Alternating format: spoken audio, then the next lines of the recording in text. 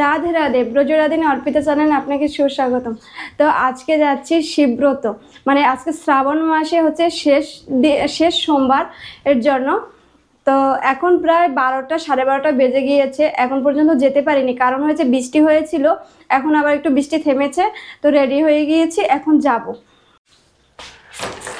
আর আমরা তো কাছাকাছি যাব, এর জন্য এই যে এটা নিয়ে নিয়েছি, ফল নিয়েছি, বেলপাতা, ফুল, প্রদীপ, তারপরে হচ্ছে কি ধূপ, আর এটাই হচ্ছে জল, গঙ্গা জল।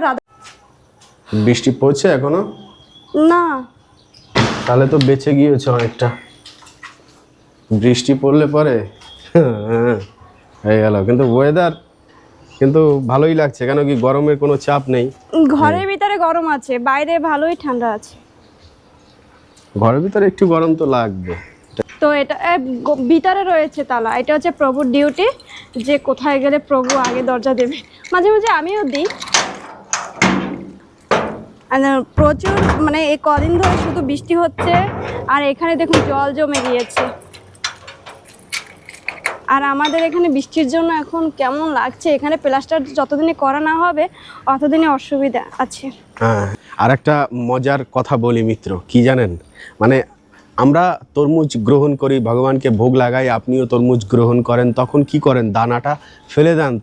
তো সেখান থেকে কি আর গাছ হয়, তরমুজের বৃক্ষ হয় কি, তরমুজ পাওয়া যায়? কিন্তু ব্রজধামের গুণ দেখুন মিত্র, যে আমরা এখানে দানা ফেলি, অনেক সময় গোমাতাকে দেই, দানা পড়ে থাকে বিভিন্ন জায়গায়, সেই দানা থেকে কিন্তু অনেক গাছ হয়েছে। দেখুন এখানে এই যে করল্লা, হ্যাঁ এগুলো তুলছি না, করল্লা হয়েছে, এইটা আবার কি জানো, ওপাশে ওই যে তরমুজের বৃক্ষ। এবার কথা হয়েছে যে এগুলো হয়েছে ঠিক আছে, তাই বলে তা থেকে ফলের আশা কখনোই করা যায় না, তাই না? কিন্তু দেখুন এখানে দুখানা তরমুজ হয়েছে, এইটা কিন্তু তরমুজের বৃক্ষ, এই যে কত বড় হয়ে গিয়েছে, এই যে ঢেকে রেখেছি, দুটো তরমুজ হয়েছে ছোট ছোট। তো দেখাই,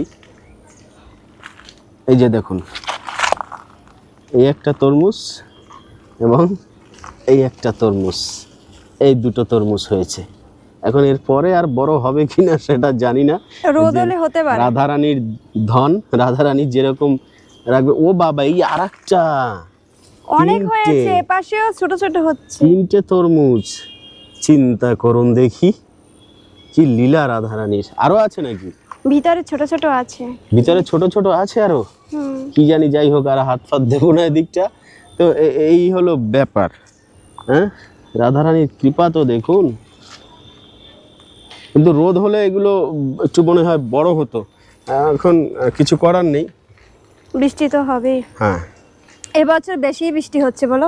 হ্যাঁ হ্যাঁ, এবছর বেশি বৃষ্টি হচ্ছে, মানে লাগাতার এত লম্বা সময় ধরে বৃষ্টি খুব কম দেখা যায়। তো যাই হোক, এবারে আমাদেরকে তাহলে রওনা দিতে হবে, পুরো একদম সবুজময় চারিদিক।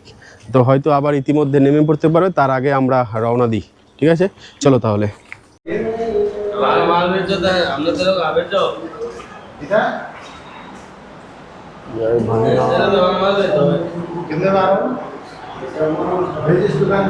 বসো বসে ফটাফট ঢালো, তুমি উপাস দিয়ে ঢেলে দিতে পারো।